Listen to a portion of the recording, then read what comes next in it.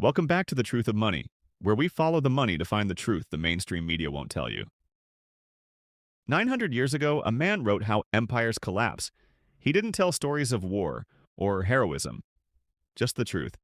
And today, every line he wrote still applies. His name, Nizam al-Mulk. His book, The Book of Government. And if you watch this video to the end, you'll learn how to see a state's collapse months before it happens. The year 1091. In Isfahan, the heart of the great Seljuk Empire, an old vizier lies on his deathbed. They call him Nizam al-Mulk, Order of the Realm. For 30 years he ruled an empire, advised two sultans, and now, before dying, he knew he had to do something, leave a warning for future generations. The book he wrote, Siyasatname, The Art of Government. But this isn't an ordinary management book. This is a survival guide, a book written 900 years ago for Seljuk viziers. Today applies everywhere from Wall Street to palace corridors, from Silicon Valley to central banks. Universally valid. Because Nizam al-Mulk knew one thing very well. States don't fall to enemy armies, but to their own internal decay. And the rules of collapse never change. But here's the strange part. 10 days after Nizam al-Mulk finished this book, he was assassinated. October 1092. On the road from Isfahan to Baghdad, a man disguised as a dervish approaches, pretends to present a petition, and pulls out a dagger.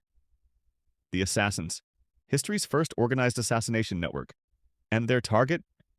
The empire's most powerful man. But why? Because Nizam al-Mulk had written about the collapse he saw. He had exposed the cracks in the system, and some people, if he wanted those cracks to remain hidden. Here's the real irony. A man writes how the state will collapse, and that state, by killing him, accelerates its collapse.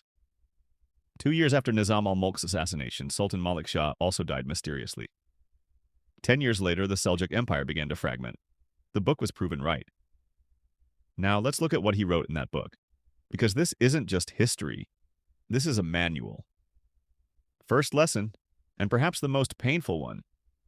When taxes increase, the treasury appears to fill. But the moment people become poor, the state has actually gone bankrupt. Wait a minute.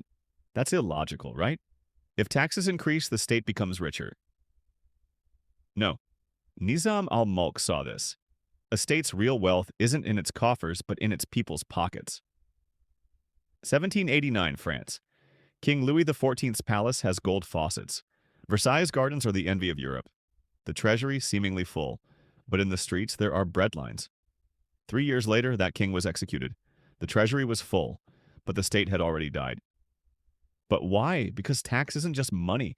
Tax is a contract. The people say, I give you taxes, you give me justice. But when that balance breaks, there's no longer a society, only tyranny. Nizam al-Mulk says this very clearly. If a man doesn't know his job, he's no different from a deliberate saboteur. In fact, worse. Because you can find the saboteur, but the incompetent one damages the system while thinking he's doing his job. But how does this happen? Because loyalty replaces merit. This man is loyal to me, so he can do this job. No, he can't.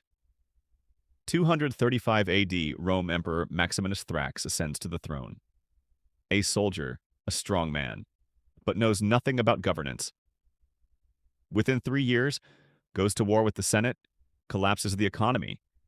Killed by his own soldiers, and Rome never recovered.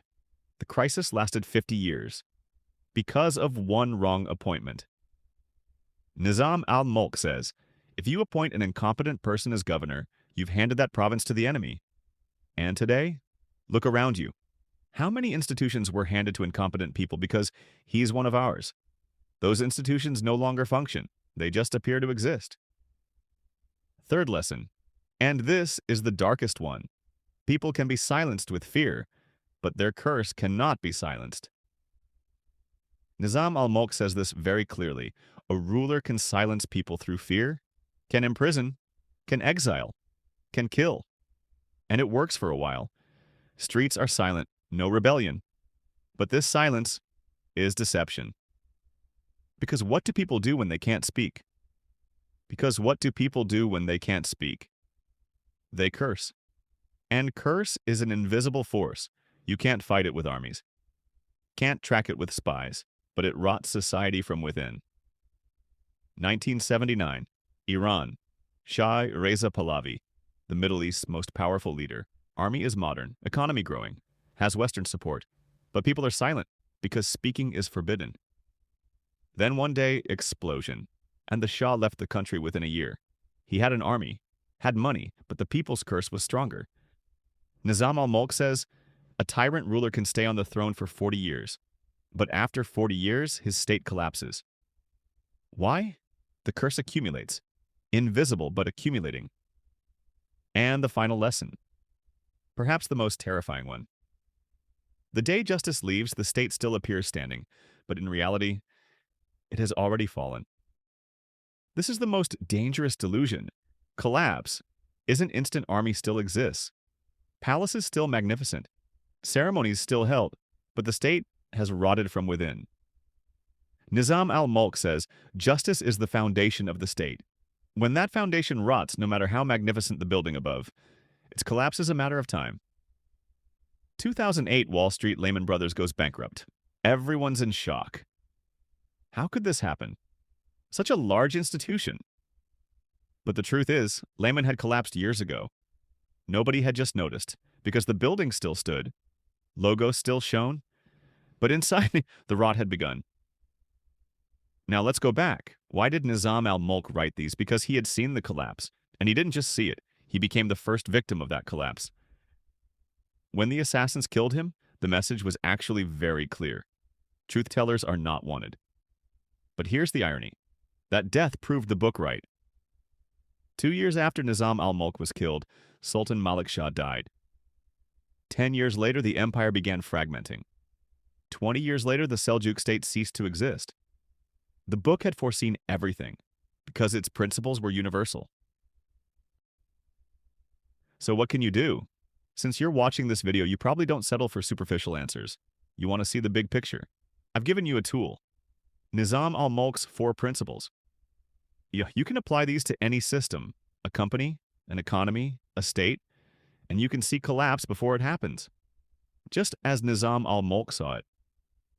If this content gave you a new perspective, consider subscribing, because this channel exists to understand today by using the past. In the next video, I'll show you another historical tool, how the Romans collapsed their monetary system, and how the same mistakes are being repeated today. Answers are hidden in the past. What matters is knowing where and how to look. See you soon.